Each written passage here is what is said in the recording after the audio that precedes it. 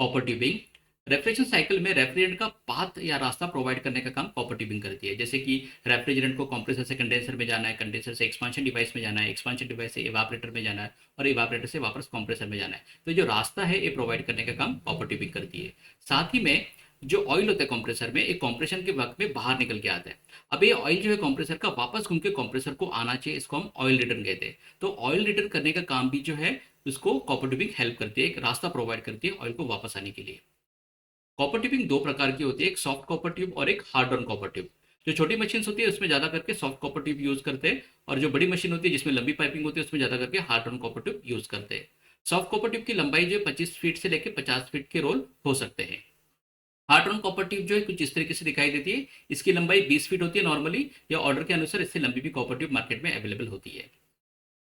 Copper tube का जो sizes होती है वो आउटसाइड डायमीटर के ऊपर तय होती है, और कुछ स्टैंडर्ड साइजेस कुछ इस प्रकार से है। क्वार्टर या फिर 3/8, 1/2, 5/8, 3/4, 7/8 और 1 इंच, और 1 इंच के आगे भी आउटसाइड डायमीटर की कॉपर ट्यूब मार्केट में अवेलेबल होती है। कॉपर ट्यूब जो है उसका एंड जो होता है उसको कैप करना बहुत ज़रूरी है, क्योंकि जो कॉपर ट्यूब अंदर से क्लीन होनी चाहिए और उसके अंदर कोई मॉइस्चर या डस्ट पार्टिकल ना जाए, इसके लिए यूज़ करने के बाद में उसके एंड को कैप करना बहुत ज़रूरी होता है। अ, कई बार कॉपर ट्यूब जो है होती है उसके अंदर ड्राई नाइट्रोजन भी भर दिया जाता है, क्योंकि ड्राई नाइट्रोजन एक इनर्ट गैस है और कॉपर ट्यूब का कोई ऑक्सीडेशन ना हो अंदर, और ऑक्साइड अंदर क्रिएट ना हो, इसके लिए भी नाइट्रोजन जो है अंदर चार्ज किया जा सकता है।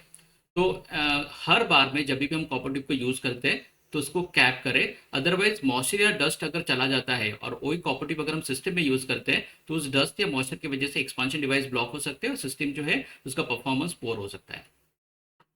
और एक चीज होती है, कॉपर ट्यूब को अनरोल करते वक्त में इसको इस तरीके से स्ट्रेट रख कर अनरोल करना होता है। जितनी चाहिए कॉपर ट्यूब उतनी अनरोल करके उसको कट करके फिर से कैप लगा के रखना होता है। अगर हम कॉपर ट्यूब को बार बार बेंड करते हैं तो वो कॉपर ट्यूब हार्ड हो जाती है, उसको हम वर्क हार्डनिंग कहते हैं। मतलब कड़क हो जाती है कॉपर ट्यूब और हम उसको यूज नहीं कर सकते। तो इसको फिर से सॉफ्ट करना होता है, और फिर से उसको सॉफ्ट करने की जो प्रक्रिया है उसको हम एनलिंग कहते हैं। तो एनालिंग में क्या करना होता है, फ्लेम को 1 फीट दूर पर रखना होता है, और 1 फीट दूर पर रखकर उसको हल्का हल्का गर्म करना होता है। गर्म करते वक्त में जो ट्यूब का कलर है वो चेरी रेड, मतलब यहाँ पे मैं जो बता रहा हूँ स्क्रीन पे इस तरीके से जो है कलर होना चाहिए, ना कि इस तरीके से।